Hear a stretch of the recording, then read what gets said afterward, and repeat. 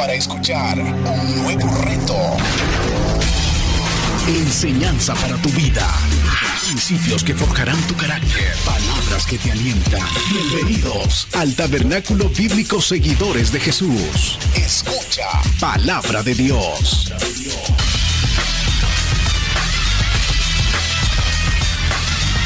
Mis amables hermanos, ¿cuántos estamos contentos de estar en la casa del Señor? ¿Por qué hago esa pregunta? Porque de lo que vamos a hablar ahora es una carta maravillosa de Filipenses, capítulo 3, los versículos del 1 y el 2. Vamos a estar ahí cuando los pastores me decían, mire, pastor, quiero que vaya allá a Boston y que nos exponga la palabra. También le llamaba al pastor Ernesto y preguntándole cuáles eran los temas que estaban desarrollando y de quién más podemos hablar si no solamente de Cristo Jesús. Así es que esta carta, básicamente, para ponerte en contexto rápido, porque es un estudio que desarrollamos en los domingos en la iglesia, en nuestra iglesia, y en vista de que pues es de lo que ustedes están hablando aquí, aprovechamos también de traer este mensaje. La supremacía de Cristo. La supremacía de Cristo. En esta carta, Pablo quiere que la iglesia esté gozosa con Cristo, esté feliz con Cristo por lo que Cristo ha hecho. De hecho, es una carta que está escrita desde una cárcel. Si usted ha leído Filipenses, yo le invito que la lea. Es una carta muy bonita, muy llena, muy enriquecedora y que tiene un alto contenido teológico que muchas veces nosotros pasamos por alto.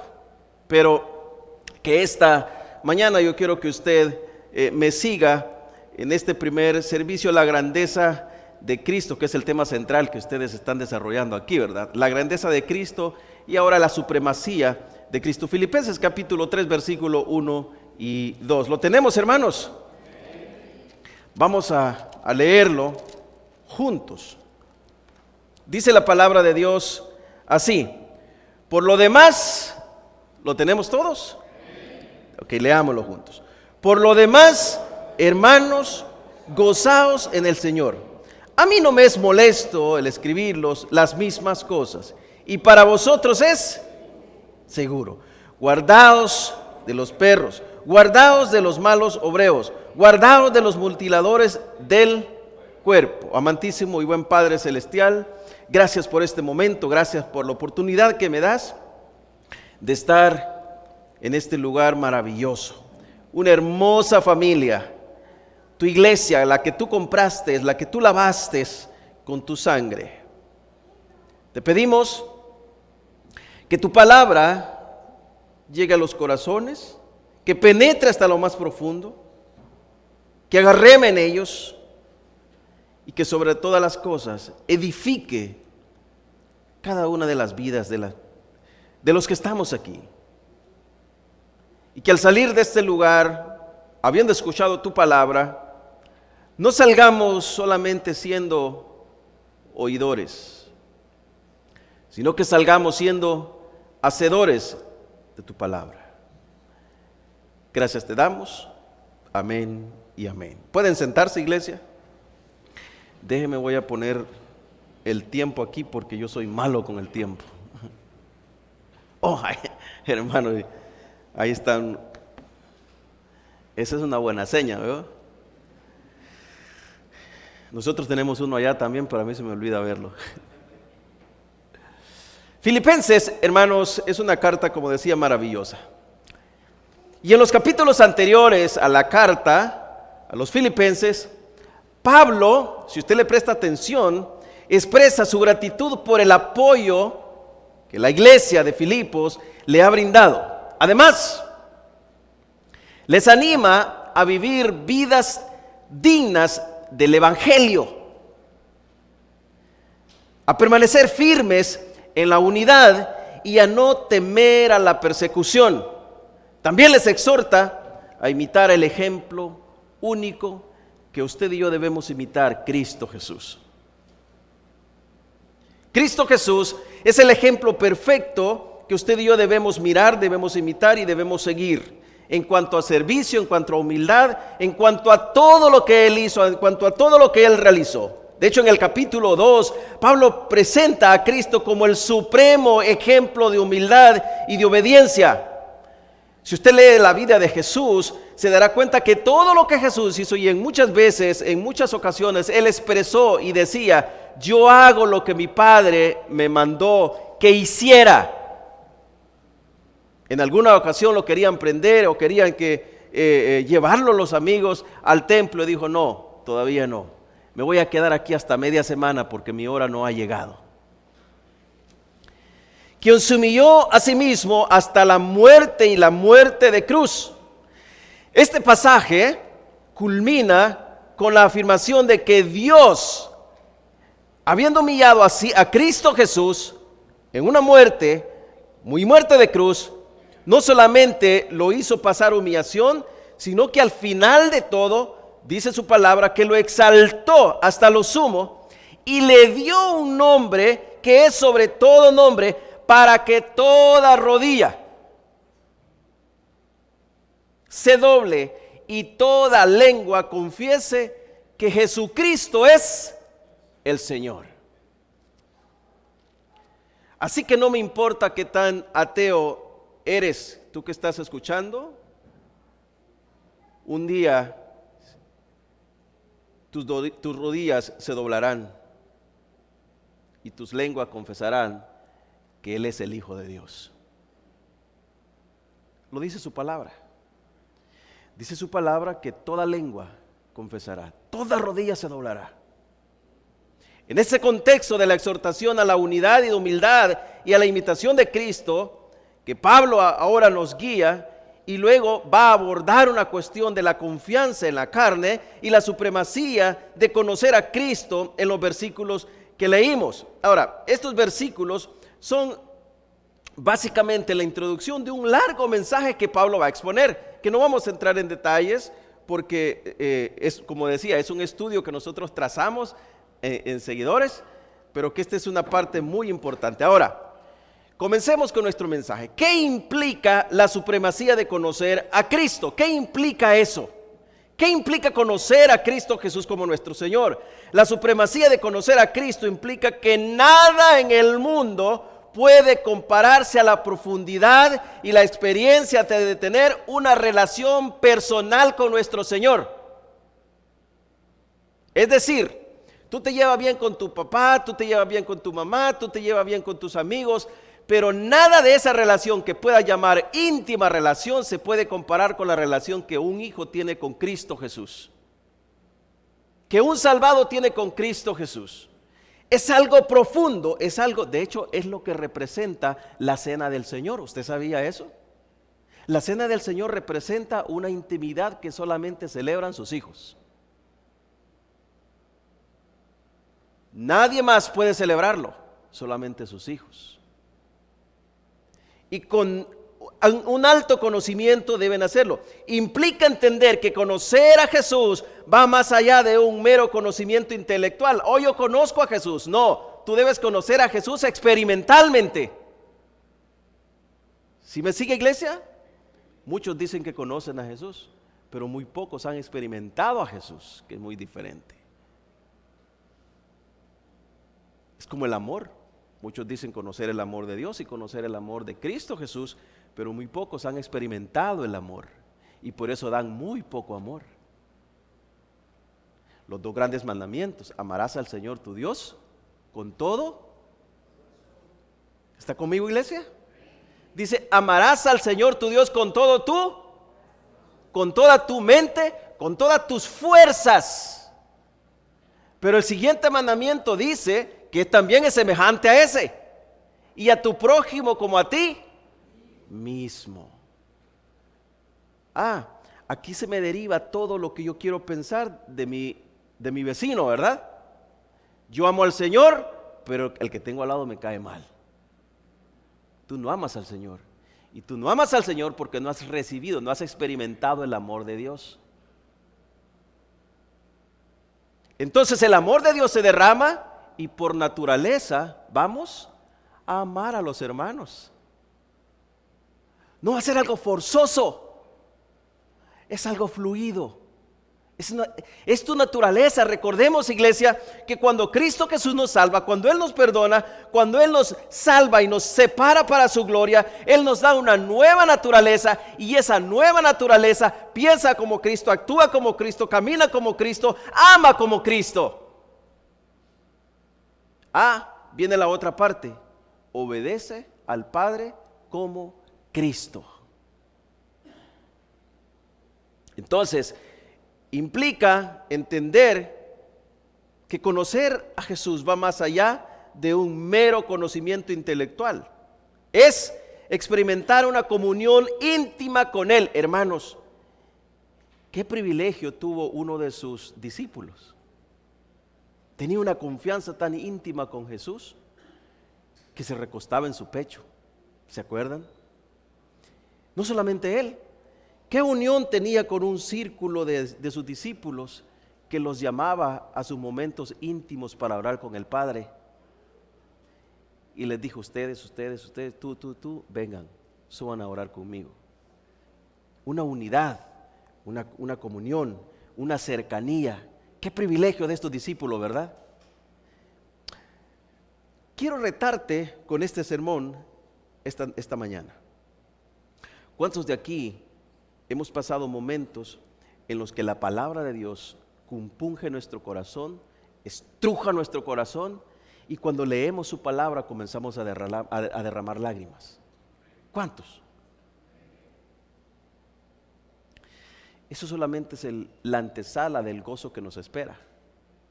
¿Usted sabía que el tema central de la carta a los Filipenses es estar siempre gozosos a pesar de? Cuando se lee Filipenses, usualmente, yo decía en la iglesia, usualmente cuando se lee Filipenses, la gente debe tener una noción de que Filipenses fue escrita desde un sofá de confort, donde nada malo había pasado, o donde nada malo estaba pasando, porque Pablo nos insta a estar siempre gozosos, a estar siempre alegres. ¿Bajo qué? Bajo la umbrela de la suficiencia de Cristo. Es decir, Cristo Jesús es todo lo que usted y yo necesitamos. Cristo Jesús es todo lo que el ser humano necesita. Y nosotros decimos, como iglesias, si tenemos a Cristo, lo tenemos todo. Pero si tenemos todo y nos hace falta Cristo, usted no tiene nada, hermanos. Entonces le está diciendo a la iglesia de Filipo: hermanos, estén gozosos siempre, estén conformes con lo que Cristo ha hecho, porque Cristo es suficiente. Y no solamente eso, sino que tener esa relación con Cristo es superior a cualquier relación que podamos tener en este mundo, con nuestra esposa, con nuestros hijos, con nuestros padres, todo, con nuestra iglesia. El amor que Cristo Jesús nos une es glorioso, es maravilloso, es en sí participar de su vida y su muerte y su resurrección. Por eso es que Pablo lo declara de esta forma: con Cristo estoy juntamente crucificado, ya no vivo yo, mas Cristo vive en mí. Escuche bien la declaración final que dice Pablo: Cristo vive, mora en mí. Una unidad inseparable. Y eso hace una distinción, y es que tú vas a pensar como Cristo, yo voy a pensar como Cristo. Es decir, conocer a Cristo implica tener una comprensión no solamente de quién es Él, sino de su palabra a través de la revelación que Él nos ha dejado. Hermanos, tenemos esta Biblia compuesta por 66 libros, biblión, que quiere decir compendio de libros. Este es el tesoro más grande que usted y yo podemos tener en nuestras manos, porque es la mente de Dios. Por ella conocemos a Dios. Ella da testimonio de Dios. En ella está escrita la historia suya y mía. La única historia que se escribió antes de vivirse, ¿sabía usted? Se escribió y se cumple al pie de la letra como se escribió, porque es la voluntad perfecta y divina de Dios. Entonces, conocer a Cristo implica tener una comprensión profunda de su amor sacrificial. En Semana Santa todo el mundo celebra a Jesús, pero muy pocos tienen conocimiento de su amor sacrificial. Su gracia redentora y su poder transformador están a nuestro favor. Implica vivir en total dependencia en Él en base a lo que conocemos. Te lo pongo más simple, iglesia. ¿Sabes cuánto dependes de Dios tú? ¿Cuánto conoces de Dios? Mientras más conoces de Dios, más tu confianza se inclina a Él. Mientras más comes de su palabra, más te deleitas en Él. Mientras más satisfecho estés con lo que Él ha hecho, más confianza, más gozo, más deleite, con mayor alegría te congregarás.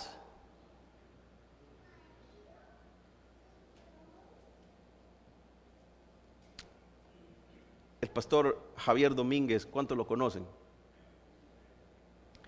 Una vez platicábamos y me decía, mira, pastor, tenemos que enseñarle a nuestras congregaciones a que no lleguen a la iglesia, a que no vayan a la iglesia a apoyar a los pastores. Usted no viene a apoyar al pastor. Usted se congrega porque es la iglesia de Cristo.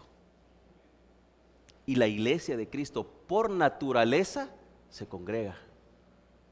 ¿Sí me sigue, iglesia? Usted no viene a apoyar a los pastores. Usted viene a congregarse porque es la iglesia y es parte de un cuerpo. Y los miembros no pueden estar desperdigados. Ejemplo, nuestro cuerpo. Su cuerpo está compuesto por diferentes miembros, ¿verdad? Algunos pequeños, otros más grandes, otros que ejercen labores diferentes, pero todos forman ese cuerpo y todos tienen una función muy, muy importante para ese cuerpo. Es un componente que es necesario que esté ahí. Entonces usted viene no por apoyar, usted viene por deleite. Pablo dice, no importa qué tan difícil sea el momento que estén pasando. El mismo Pablo les está escribiendo de la cárcel. Pablo está encarcelado, está sufriendo. De hecho, si usted lee todas las cartas, usted leerá pinceladas de que Pablo estaba desesperado e inclusive él no sabía qué iba a pasar con su propia vida. Porque al final él termina diciendo, ya sea que muera, ya sea que viva, yo soy del Señor. Él tenía esa inseguridad de que iban a dictar las leyes a su favor. Pero dice, no me importa, porque yo estoy satisfecho. E insta a la iglesia a estar satisfecho con lo que Cristo Jesús ha hecho. Por ende, conocer a Cristo implica tener una comprensión profunda de su amor. ¿Cómo vamos a conocer de Cristo Jesús? A través y únicamente de su palabra, iglesia. Durante casi 4 horas hablamos con el hermano Francisco durante todo el camino y decíamos que la palabra de Dios es la única fuente de confianza para todo creyente, y quien no la lea, hermano, va a decirle amén a cualquier cosa que escuche, ¿verdad? Usted debe leer la palabra de Dios. De hecho, ella nos dice, escudriñad las escrituras porque a vosotros os parece que en ella tenéis vida. Pero muchos leemos la palabra de Dios solamente cuando venimos los domingos. Y yo no le llamo eso leer, porque usted simplemente repite lo que alguien más está leyendo. Pero ¿qué tal si usted comienza a cocinar su propia comida espiritual y comienza a deleitarse? Usted se va a nutrir mejor. ¿Me sigue, iglesia? Entonces, su gracia que se ha derramado, redentor, y su poder transformador es una implicación o un indicativo de la supremacía de Cristo a nuestro favor. Por ejemplo, indicativos de conocer la supremacía de Cristo es la transformación personal. La transformación personal, y eso usted lo encuentra en Romanos capítulo 12, versículo 2. 2, vida eterna. Usted ha sido transformado y a la vez tiene vida eterna. La eterna vida que nos espera. Conocer a Cristo en sí es Cristo, porque Cristo es la vida. Juan capítulo 17, versículo 3. Tercer indicativo, perdón y redención. Hermanos, quienes hemos sido transformados, quienes hemos sido perdonados, también hemos sido redimidos, ¿verdad?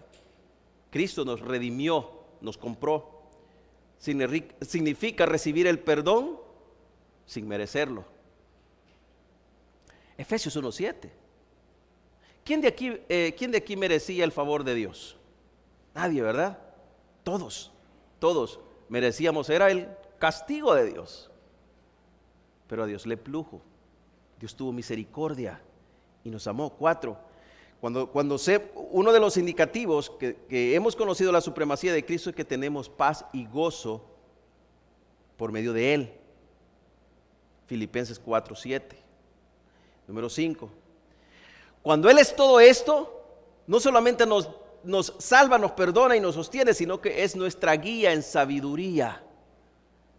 Mire lo que dice Proverbios capítulo 3 versículos 6 y 5 y Santiago versículo 1 y 5. Él es nuestra guía.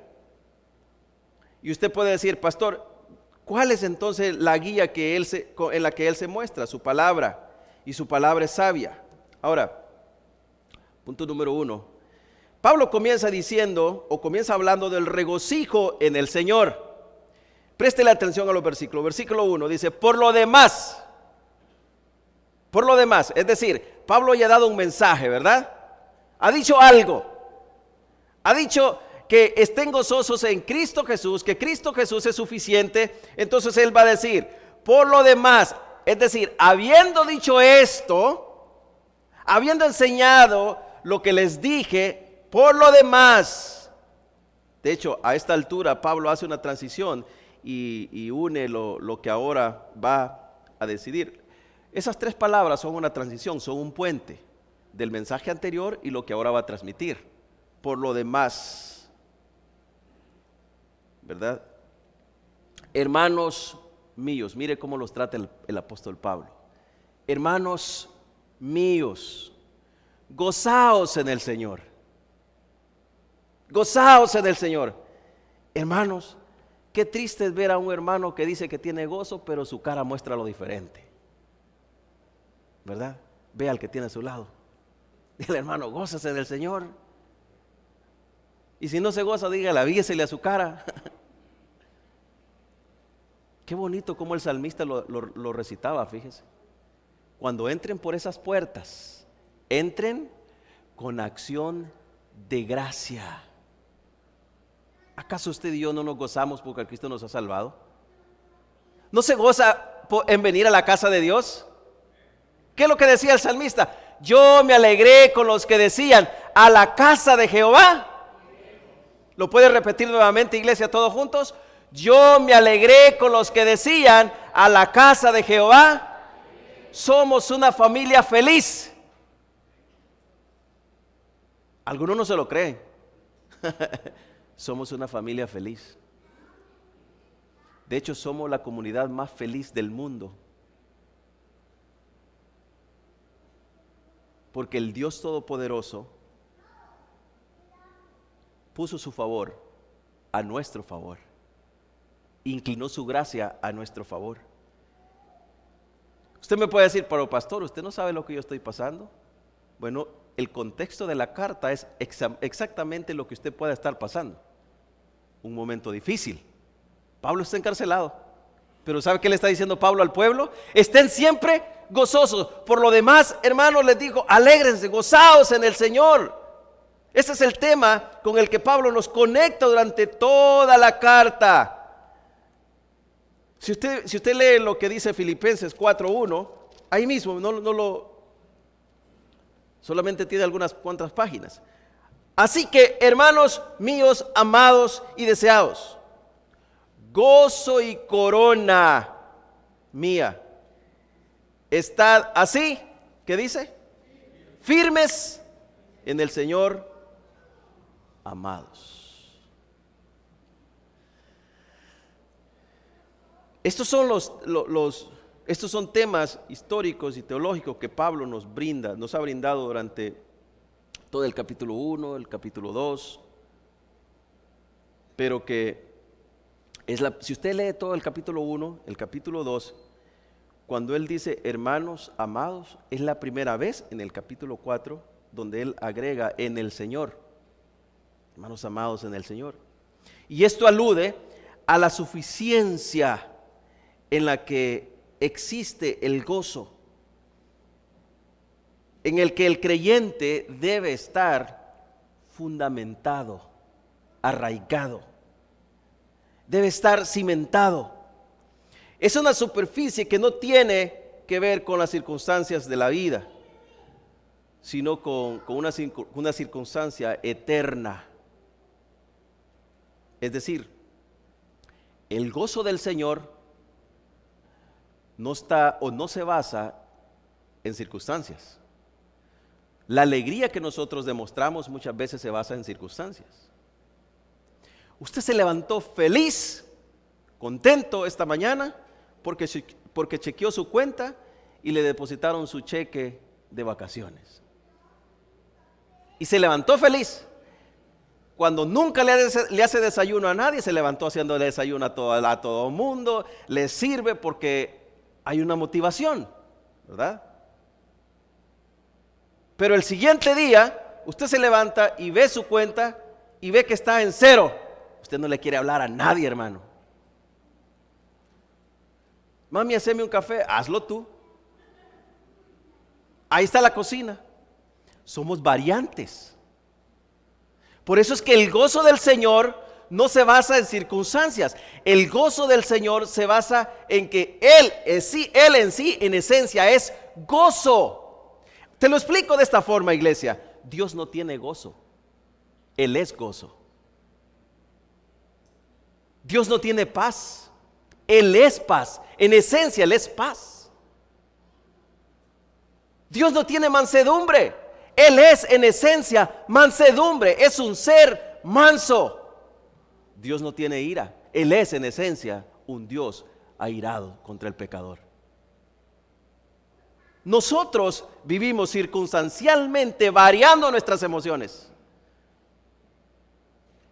Lo que Pablo ahora les está diciendo a los hermanos es: dejen eso a un lado y estén siempre gozosos en el Señor. ¿En base a qué?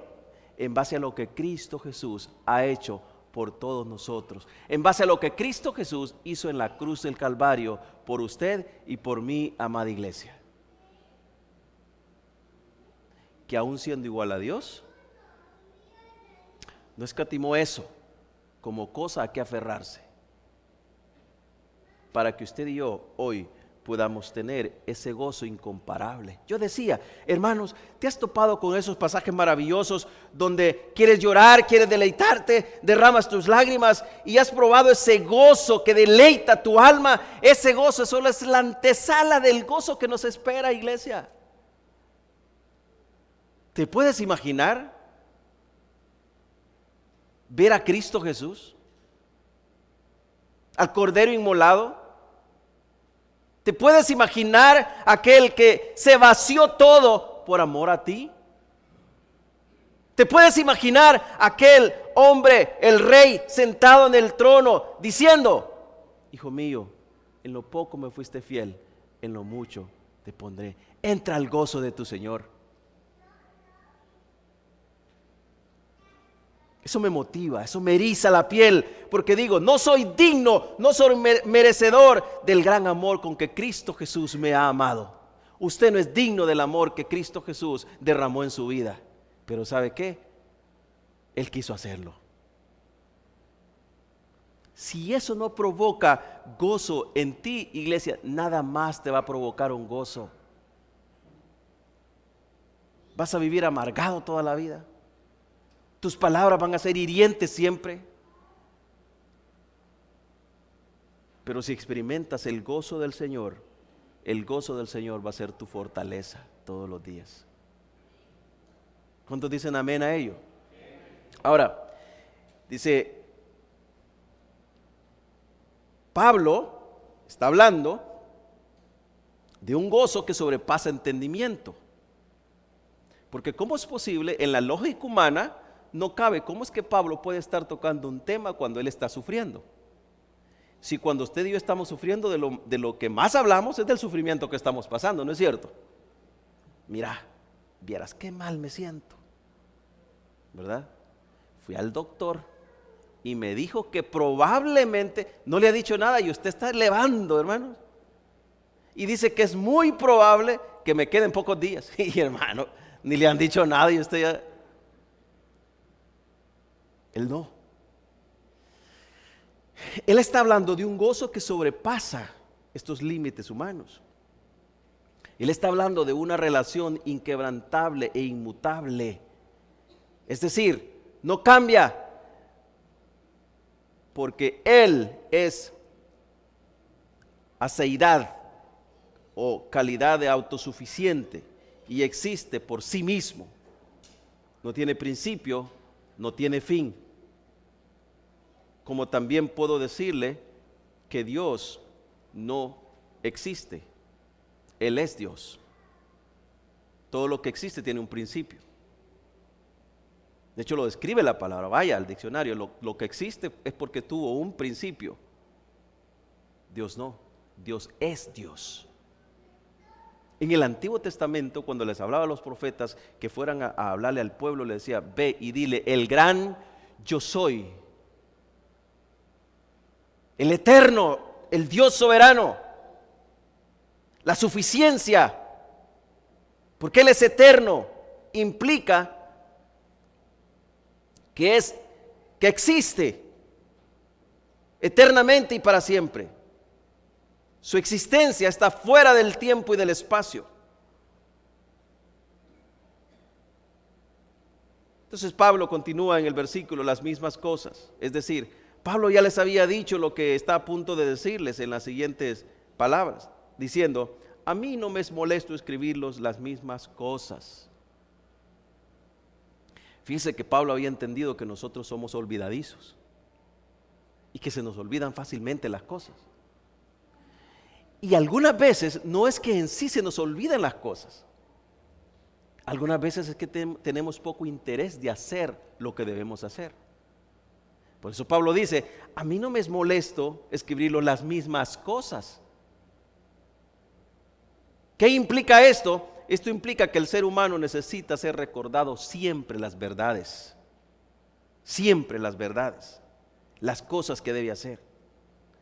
En el contexto cristiano, nosotros necesitamos que se nos recuerde el Evangelio todos los días. De hecho, nosotros necesitamos predicarnos el Evangelio a cada momento, porque somos soberbios por naturaleza, ¿verdad?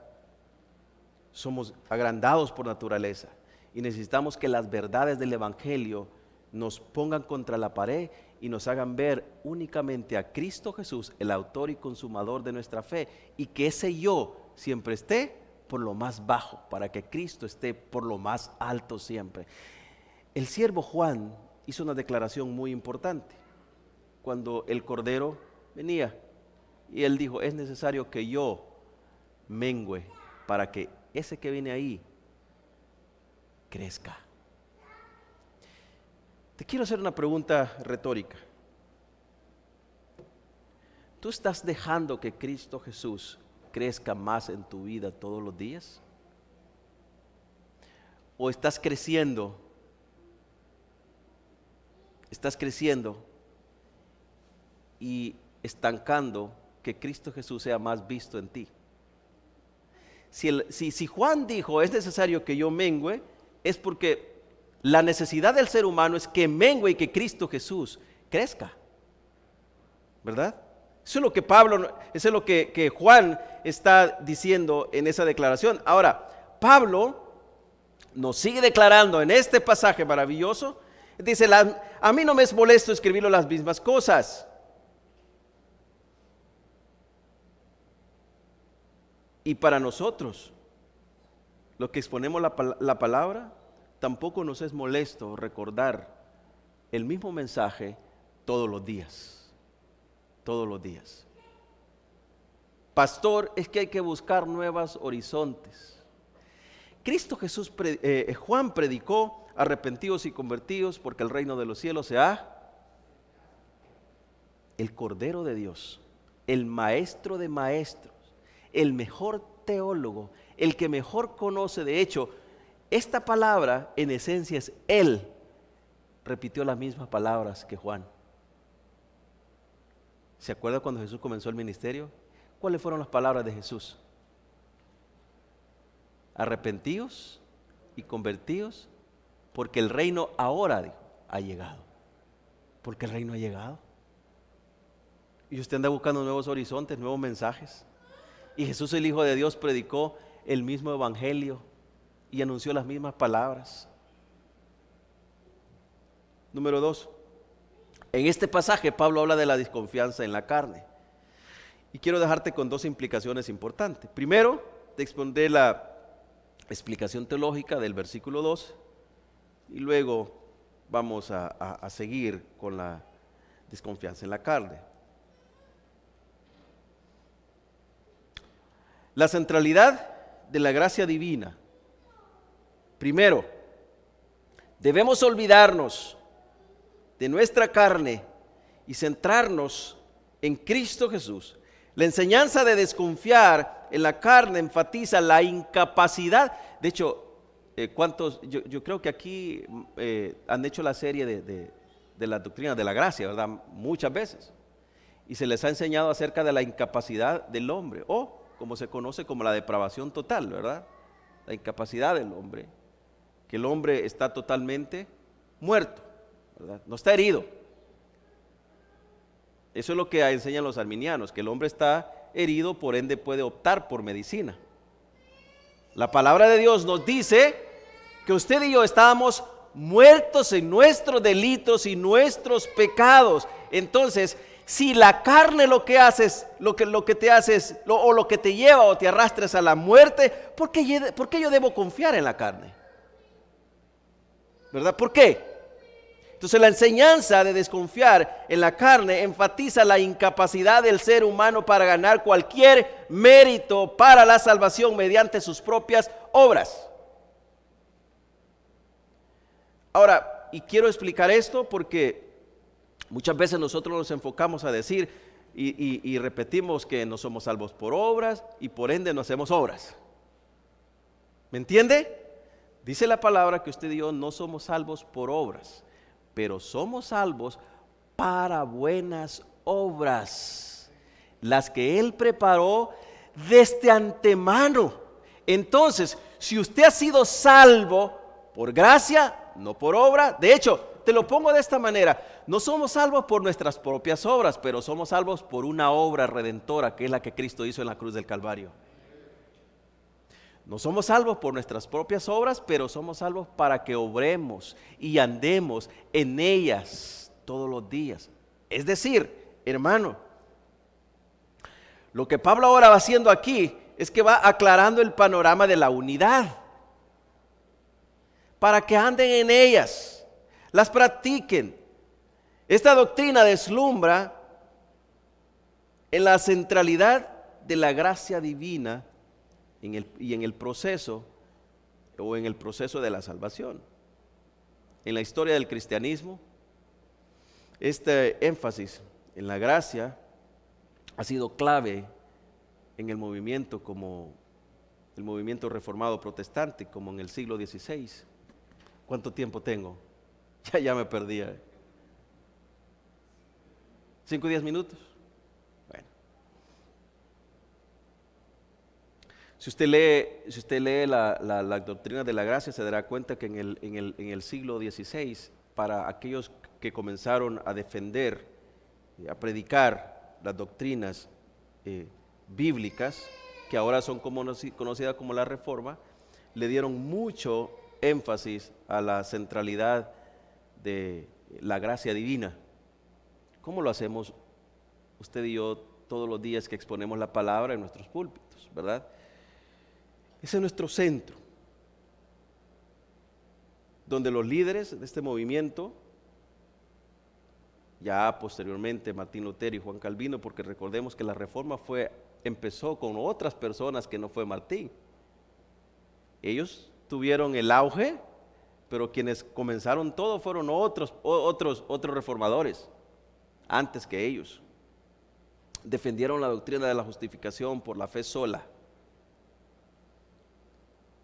resaltando la incapacidad del ser humano para ganar cualquier mérito, cualquier salvación por medio de las obras. Entonces Pablo ahora les está diciendo a los filipenses, o como también para ponerte un poco de contexto en la carta, recordemos que a los entornos de los filipenses andaban los judaizantes, andaban los misticistas, andaban los que adoraban ángeles, andaban los que tenían, de hecho Filipos era una ciudad cosmopolita donde habían muchas deidades, miles y miles de deidades, adoraban al sol, adoraban esto. Entonces Pablo les está diciendo, ustedes tienen que estar satisfechos con Cristo Jesús, el autor y consumador de nuestra fe. Dentro de este contexto, todo lo que la Biblia habla es teología. Y debemos aceptarlo, debemos creer que la Biblia es nuestra máxima autoridad. Y que no tenemos otra autoridad más que su palabra. Y si Pablo nos dijo estas palabras, y quiero repetir nuevamente lo que Pablo nos dice en el pasaje que leímos, los versículos 1 y 2. Dice, por lo demás, hermanos, gozaos en el Señor. A mí no me es molesto el escribirlos las mismas cosas, y para vosotros es seguro. Yo quiero detenerme ahí rápidamente. Fíjese que Pablo en el versículo 25 del 2, si usted le presta atención, dice el versículo, mas tuve por necesario enviarlos, Epafrodito, mi hermano y colaborador y compañero de milicia, vuestro mensajero y ministrador de mis necesidades. En los versículos, de hecho, también anteriores, Pablo está hablando acerca de su situación. Está hablando de momentos difíciles. En el versículo 12, en el versículo 14, en los versículos 1 del 2, donde él resalta acerca de que solamente Cristo Jesús ha sido su consolación. En el versículo 5 del 2 dice, haya pues en vosotros ese sentir que hubo también en Cristo Jesús. Haya también en vosotros el mismo sentir que hubo en Cristo Jesús. Versículo 12 del 1. Quiero que sepáis, hermanos, que las cosas que me han sucedido han redundado más bien para el progreso del Evangelio. Versículo 9 del 1. Y esto pido en oración, que vuestro amor abunde, ¿en qué dice, iglesia? Aún más. Versículo 7. Como me es justo sentir esto de todos vosotros, por cuanto os tengo en el corazón y en mis prisiones. Escuche bien, y en mis prisiones. De hecho, esto implica que Pablo no era la única vez que había estado preso. Es más, esta vez aquí, y la carta a los filipenses, es una de las cartas últimas del apóstol. Él ha cruzado ya su ministerio. Él está en su momento cúspides. De hecho, él está cansado, está agotado. Y que un siervo de Dios, cansado, azotado, dejado casi por muerto en cierta ocasión, y que haya pasado naufragios, y que cuando estaba a punto de salir, una serpiente lo haya mordido, y los demás se hayan quedado asustados porque esa serpiente a quien mordía lo mataba, y se hayan quedado asustados, hayan pasado momentos difíciles, y que esta persona que toda su vida ha sido de sufrimiento, te esté diciendo ahora: hermanos, les ruego que estén siempre gozosos todos. Esto habla mucho de la convicción que Pablo quiere que hoy usted y yo tengamos en Cristo Jesús. Una convicción que no esté basada en circunstancias, sino un hecho real consumado en la cruz del Calvario. ¿Verdad? Para ir terminando, punto número 3, el valor de conocer a Cristo. Hermanos, y quiero llevarte tan simple en esta meditación. El valor de conocer a Cristo como tu Señor te hace rechazar todo lo que no es pro Cristo, pro iglesia o pro familia, que es el plan perfecto de Dios. El plan perfecto de Dios es iglesia, le adore, familia, hijos, hermanos, todos en adoración a Él. Es su creación, eso hizo. El valor de conocer a Cristo es estar a favor de esa adoración de Él. No les ha expuesto, nos los ha expuesto en los pasajes en el capítulo 2. Y de hecho la carta a los filipenses se estima que fue escrita por el apóstol Pablo durante el año 60 o el 62, por ahí. En los primeros años, en los siglos, en este siglo. Bajo este contexto, Pablo nos deja ahora como gentiles, como creyentes, una carta en la cual nosotros podemos deleitarnos con esos pasajes. Una carta que está totalmente llena de pasajes muy conocidos y muy tergiversados, como Filipenses 4:13, ¿verdad? Que usted muy bien lo conoce.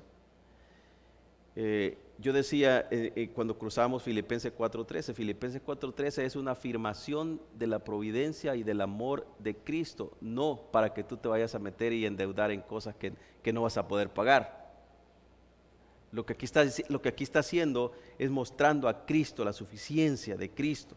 Entonces, iglesia, Cristo Jesús nos ha amado y está diciendo, Él es suficiente. Bajo este contexto, Pablo habla a los gentiles en la iglesia que debemos vivir satisfechos con lo que Cristo Jesús ha hecho y que estemos gozosos en momentos difíciles, en momentos de gozo, en momentos de alegría, en momentos de regocijo.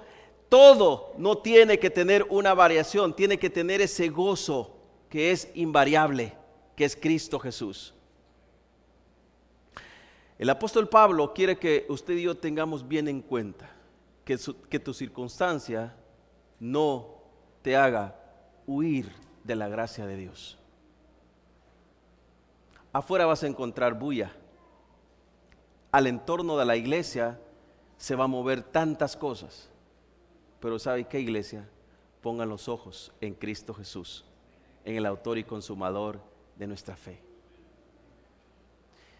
Él no te va a defraudar, Él no te va a fallar, porque Él prometió y sus promesas son reales. ¿Cuántos creemos en las promesas del Señor? ¿Cuántos hasta el día de hoy su fidelidad ha sido a su favor todo el tiempo?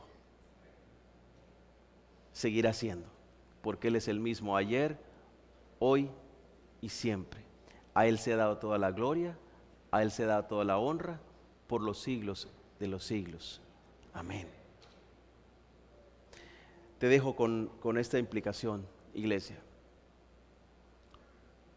Que tu gozo no sea arrastrado por la circunstancia que puedas estar pasando. Que tu gozo no lo quite una enfermedad. Usted puede decir, pastor, qué difícil es esa. El gozo del Señor es mayor que cualquier enfermedad que podamos pasar o que un milagro. ¿Se acuerda del apóstol Pablo? 3 veces, dice Pablo, le he pedido, le he rogado por este aguijón que me atormenta todos los días. Y dice que solo se le dijo, bástate mi gracia, porque mi poder se perfecciona en mis debilidades. Entonces dice el apóstol Pablo, si es así la cosa, entonces de buena gana me voy a gloriar en los momentos difíciles para que su poder se manifieste en mí. Entendamos, iglesia, que el amor de Cristo Jesús va más allá de una vida pasajera que tenemos en este mundo. El amor de Cristo se manifiesta hoy y se manifestará en gloria cuando lo miremos, cuando estemos con Él. Dice su palabra que entonces le veremos tal cual es. Entonces, ese gozo, ese amor que hemos experimentado hoy, en aquel día lo experimentaremos en todo su esplendor. ¿Cuántos sienten gozo por ello? Por eso es que en nuestra iglesia cantamos al Señor, ven Jesús, que tu iglesia te espera aquí. ¿Cuántos nos queremos ir con el Señor? Hay hermanos hay que comer pupusas. No hay mejor vida que la vida que nos espera. Vamos a estar en gloria y vamos a disfrutar eternamente y para siempre. Denle un fuerte aplauso al Señor, mis amables hermanos.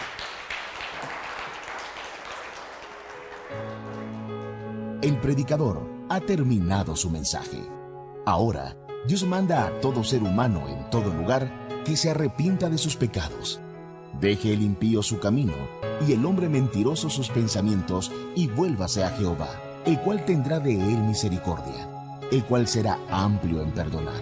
Cree en el Señor Jesucristo y serás salvo. Porque hay un solo Dios y un solo mediador entre Dios y los hombres, Jesucristo hombre. Amén. Si deseas mayor información, nos puedes llamar al 781-629-1514, 781-629-1514. También nos puedes visitar en www.seguidoresma.com. Dios te bendiga.